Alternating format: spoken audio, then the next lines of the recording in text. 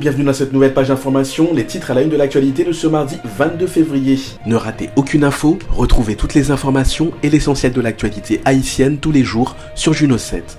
Kidnappé le 4 février dernier dans la commune de la Croix-des-Bouquets, le recteur de l'université de Port-au-Prince, Gérard Dorcelli, a été libéré contre rançon lundi soir après 18 jours de séquestration. L'université Quisqueya, de même que le rectorat de l'UEH, avait condamné l'enlèvement du professeur au travers de notes publiques.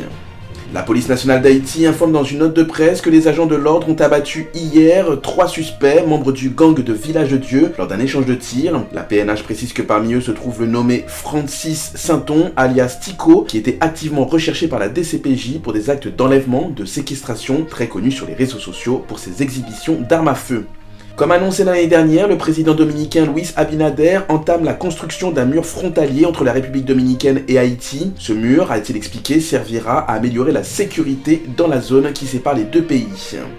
Paul Farmer, médecin et philanthrope, est décédé durant son sommeil chez lui au Rwanda, laissant ainsi dans le deuil sa femme et ses 3 enfants. Il était âgé de 62 ans. De nombreux hommages sur les réseaux sociaux pour saluer la mémoire de ce grand médecin anthropologue, connu pour son travail humanitaire dans les pays en développement, notamment en Haïti, où il a contribué à sauver des milliers de vies.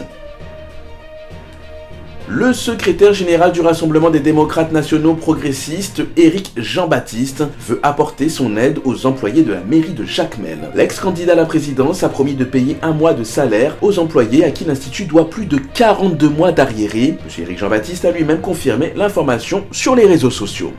Et puis enfin, malgré l'annulation par le gouvernement du carnaval national, les habitants de la cité d'Alcibiade ont tenu tout de même à célébrer cette fête traditionnelle, vieille de plus d'une dizaine d'années, qu'est le carnaval.